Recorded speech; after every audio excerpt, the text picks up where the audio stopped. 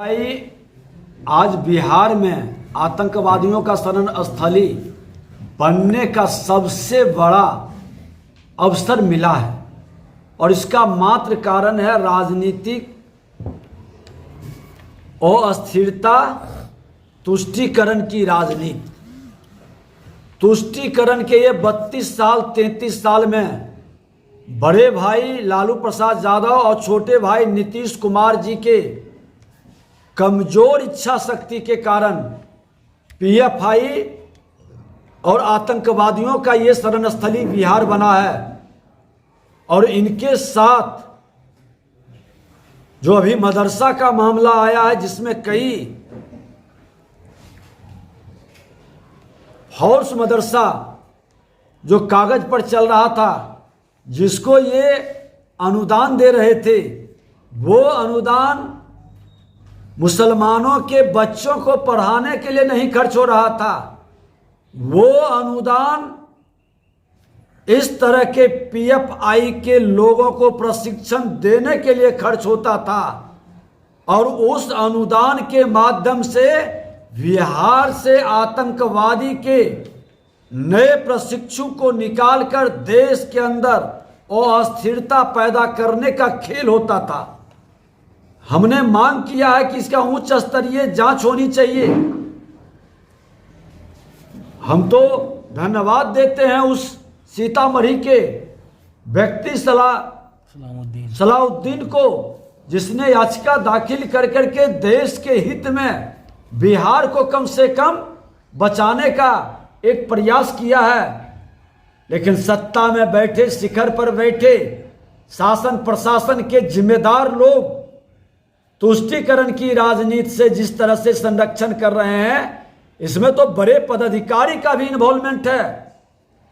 जांच होनी चाहिए, न्यायिक जांच होनी चाहिए, सिटिंग जज से जांच कराए।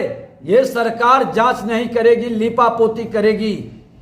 माननीय मुख्यमंत्री जी, आप सीमावर्ती क्षेत्र में जा रहे हैं, आप वहां पर इसकी समीक्षा करिए। लेकिन ये समीक्षा क्या करेंगे? मुंह से इसके संदर्भ में एक आवाज नहीं निकलेगा। राजद और जदयू के लोग तुष्टीकरण के नाम पर एक शब्द नहीं बोल सकता है। बोलेगा तो सिर्फ जातीय उन्माद पैदा करने का। रामायण पर बोलेंगे, रामचरितमानस पर बोलेंगे, मंदिर पर बोलेंगे, लेकिन बिहार के अंदर आतंकवादी नाम पर एक शब्द नहीं बोल सकता है। बोलेगा तो सिर्फ जातीय उन्माद पैदा करने का। रामायण पर बोलेंगे, रामचरितमानस पर बोलेंगे, मंदिर पर बोलेंगे, लेकिन बिहार के अंदर आतंकवादी कैसे पैदा हो रहा है, पीएफआई कैसे बढ़ रहा है, मदरसों को अनुदान दे करके पीएफआई को प्रशिक्षण का खेल कैसे खिलाया जा रहा है, इन सब विषय पर मुंह बंद क्यों हो जाता है? सत्ता की लोलुपता में सत्ता के लिए ईमान बेचने वाले लोग राष्ट्र को कमजोर कर रहे हैं। ऐसे लोगों की न्यायिक जांच के माध्यम से सत्य उजागर होनी चाहिए और इस सत्य को उजागर करने की जिम्मेदारी है। और मैं तो बता देना चाहता हूं कि भारतीय जनता पार्टी की सरकार बनने जा रही है।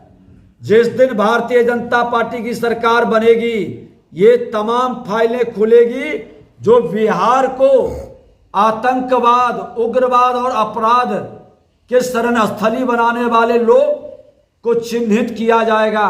वो इससे लोग को बख्शा नहीं जाएगा। यहाँ के नौजवानों को भटकाने के लिए, बरगलाने के लिए और अपराध, आतंक और उग्रवाद का बलिदान चढ़ाने के लिए जो लोग इनको भेजते हैं, ये भी बिहार के बच्चे हैं। इनको सकारात्मक भाव में लगाने की जरूरत है। लेकिन जो लोग इस तरह का खेल खेल रहे हैं, ये दुखद और दुर्भाग्यपूर्ण है। अब तो एक नया खेल शुरू हो गया है। आज किशनगंज में माननीय मुख्यमंत्री जी हैं। किशनगंज के अंदर सीमावर्ती क्षेत्र है, खुलकर शराब की तस्करी होती है। और शराब ही नहीं, वहां पर मादक पदार्थ, ब्राउन शुगर, अफीम से लेकर के तमाम नशीली व्हाइट जहर आ रहा है। इसकी कोई समीक्षा नहीं हो रही है। वहां पर पोस्टिंग वैसे लोग को किया जा रहा है जो कहीं ना कहीं उसका खुद पार्टनरशिप चलता है। और इसका संरक्षण मिलता है। सत्ता में, प्रशासन में बैठे उच्च पदाधिकारी थाना तक को फोन करते हैं। कोई घटना होगा तो तुरंत कनेक्शन वहां से जुड़ता है, निकलवावे इनका डिटेल और देखिए कि कितने थाने, कितने ब्लॉक तक फोन जा रहा है, कहां कहां कनेक्शन जुड़ा हुआ है। इसकी उच्च स्तरीय जांच होनी चाहिए। कौन कौन भ्रष्ट पदाधिकारी खुल करके इस तरह के गलत लोगों को संरक्षित कर रहा है। अब कई आईएएस, आईपीएस भ्रष्टाचार के आक्रोश में अपराधियों के साथ, भ्रष्टाचारियों के साथ संलिप्तता में पकड़े जा रहे हैं। इसी सरकार को इसकी समीक्षा आपको किशनगंज में लेनी चाहिए। आज किशनगंज के अंदर बाढ़ की बहुत बड़ी समस्या है। महानंदा नदी से अररिया और किशनगंज में बाढ़ से कितनी जिंदगी तबाह होता है, कितने जमीन का फसल नष्ट होता है। और इसको व्यवस्थित करने के लिए वहां पर बनाया गया था, एक मिशन चलाया गया था, लेकिन उस मिशन को क्यों रोका गया?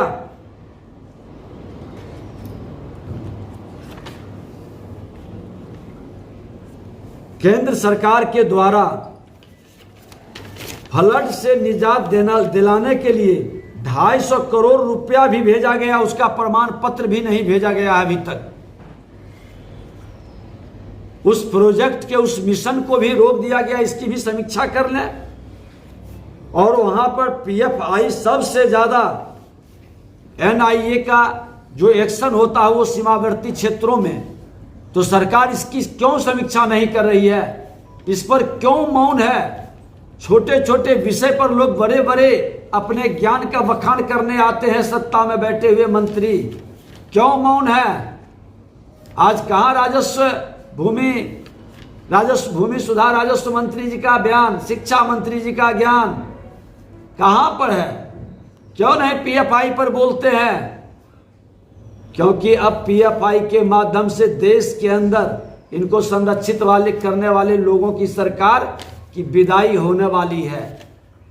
ये अपराध, भ्रष्टाचार और उग्रवाद, आतंकवाद को संरक्षित करने का युग खत्म होने वाला है। और बिहार जो सबसे ज्यादा इसका शरणस्थली बना है, यहां भी पूरी तैयारी हो चुकी है इससे लोगों को चिन्हित करने का, बिहार को अपराध मुक्त करने का। आज अपराध बढ़ने का कारण क्या है बिहार में? ऐसे मठाधीश बैठा रहेगा, आतंकवादी, उग्रवादी, अपराधी, तो नए लोगों को प्रशिक्षण मिलेगा और नए लोगों के माध्यम से वो शराब की तस्करी कराता है, व्हाइट जहर का तस्करी कराता है, अकूत संपत्ति कमा लेता है। पुलिस के साथ मिलकर थाने के अंदर बैठ करके इन लोगों की चौकड़ी चलती है। ये सरकार कभी इसकी समीक्षा नहीं करती है। इसीलिए अपराध बिहार में चरम पर है, भ्रष्टाचार चरम पर है। और दुर्भाग्य से राजनीतिक अस्थिरता के कारण, प्रशासनिक अराजकता के कारण भ्रष्टाचार खत्म होने वाला नहीं है। इसलिए राजनीतिक अस्थिरता, बिहार जो सबसे ज्यादा इसका शरणस्थली बना है, यहां भी पूरी तैयारी हो चुकी है इससे लोगों को चिन्हित करने का, बिहार को अपराध मुक्त करने का। आज अपराध बढ़ने का कारण क्या है बिहार में? ऐसे मठाधीश बैठा रहेगा, आतंकवादी, उग्रवादी, अपराधी, तो नए लोगों को प्रशिक्षण मिलेगा और नए लोगों के माध्यम से वो शराब की तस्करी कराता है, व्हाइट जहर का तस्करी कराता है, अकूत संपत्ति कमा लेता है। पुलिस के साथ मिलकर थाने के अंदर बैठ करके इन लोगों की चौकड़ी चलती है। ये सरकार कभी इसकी समीक्षा नहीं करती है। इसीलिए अपराध बिहार में चरम पर है, भ्रष्टाचार चरम पर है। और दुर्भाग्य से राजनीतिक अस्थिरता के कारण, प्रशासनिक अराजकता के कारण भ्रष्टाचार खत्म होने वाला नहीं है। इसलिए राजनीतिक अस्थिरता लाने के लिए फिर से जनादेश प्राप्त करे बिहार में। जनता जिसको जनादेश देगा वो सत्ता में बैठेगा। ये जनादेश देश के प्रधानमंत्री नरेंद्र मोदी जी का है। ये जनादेश नीतीश कुमार का नहीं था, लेकिन चोर दरवाजे से लाके सभी भ्रष्टाचारी एक जगह जुटकर, और जिस तरह से अपराध और भ्रष्टाचार चरम पर पहुंच रहा है, कम्युनिस्ट पार्टी के लोग, माले के लोग, गरीबों की नारा लगाने वाले लोग थे। क्यों मौन है? क्या समस्या गरीबों की खत्म हो गई? अपराधियों का, भ्रष्टाचारियों के कारण जो पीड़ित लोग हैं, जो तंग तबाह हो रहा है, क्यों मौन है ये 7 दल के, 8 दल के लोग? इन लोगों के मुंह में आवाज क्यों नहीं निकल रही है? किसानों के प्रति, मजदूरों के प्रति 4 लाख लोग जेल का सफर करके आया है। कमजोर, दलित, अति पिछड़ा तबका का लोग, क्यों आवाज गुम है? बाहर में बहुत बोलते थे, हम लोग भी विधानसभा के आसन से सुनते थे, आज एक आवाज नहीं निकलती है। सत्य को कहने की ताकत नहीं है। जो सत्य बोलता है उसी के पीछे सरकार का महकमा और शासन प्रशासन लगता है कि कैसे उसको घेरे और बेइज्जत करें, कैसे उसको लज्जित करें। उसके स्टाफ से लेकर के उसके अगल बगल के परिचित लोगों के द्वारा ही उसको कलंकित करने का प्रयास करता है। लेकिन इससे विपक्ष की आवाज नहीं रुकेगी।